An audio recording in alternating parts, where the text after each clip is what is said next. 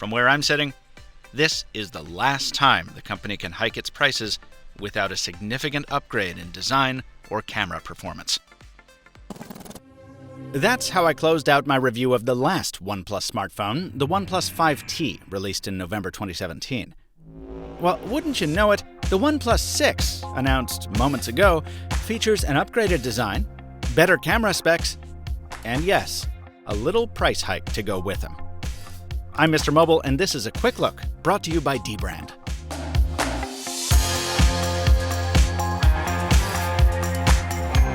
Let's start off with my favorite, design. The OnePlus 6 comes in 3 colorways, though if the company's past habits are any indication, we can expect to get more color options in the coming months. This is the first time OnePlus has offered a glass-on-glass design since 2015. Now, typically a manufacturer which goes this route will offer wireless charging along with it, but unfortunately, that's nowhere to be seen. I've got 2 versions of the black trim in the studio, Midnight Black and Black Mirror. Mirror Black, sorry. These are pretty typical-looking phones for 2018, right down to the notch at the top of the display.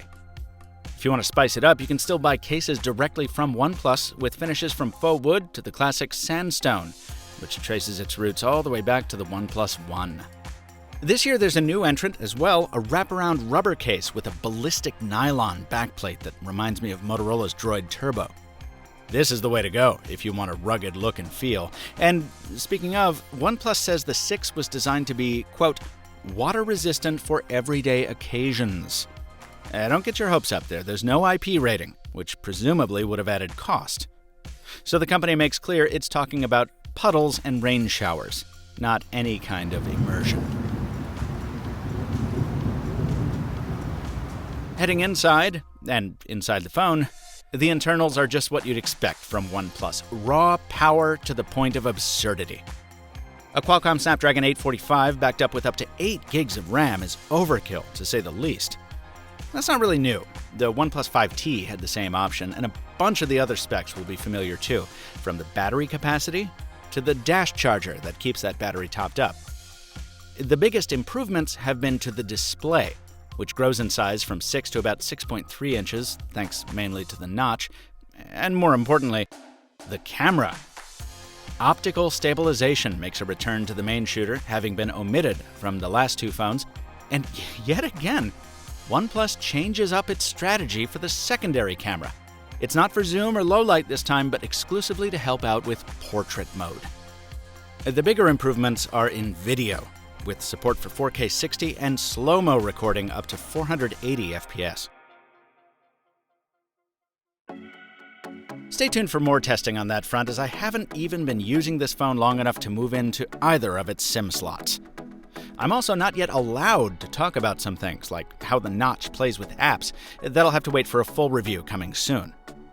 But there's nothing stopping me from calling out my favorite feature making its return, the mute switch. Started with Palm and moved to Apple, but it's just OnePlus, keeping the dream alive on Android these days. Also old but useful, the headphone jack sticks around. A good thing, since the speaker is the same old single bottom edge nonsense as always. And from the limited exploring I have done in the software, this looks a lot like previous Oxygen OS builds. A very light skin with smart features and nearly instant reaction times. Speaking of skins, today's sponsor has a thing or two you might want to take a look at. dbrand is not just a Twitter account that serves up sick burns.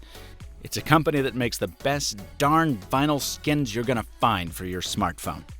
You can even double it up with one of the official OnePlus cases, if you want to be that guy or gal. Link in the description if you want to snag your own, with all the money you save on this phone. And hey, segue alert! That's the most important question when it comes to a OnePlus phone, isn't it? Are you still getting more than you'd expect for the money? Well, when it goes on sale May 22nd, the OnePlus 6 will start at $529 for the 64 gig model. And if you end up making use of a lot of those camera features, you'll want the larger storage option, and that costs $50 more. That still keeps it under $600, which is good, but with Google's excellent Pixel 2 starting at $649, well, we're getting into dodgy territory for a brand which built its reputation on blockbuster value. The camera and battery life will be deciding factors here, and for my full review featuring those, be sure you're subscribed to The Mr. Mobile on YouTube. In the meantime, let me know what you think. Has OnePlus finally pushed too far into premium pricing? Vote in the poll below, and ask your questions on Twitter in my AMA with Android Central using the simple and straightforward hashtag on your screen. Until next time, thanks for watching, and stay mobile, my friends.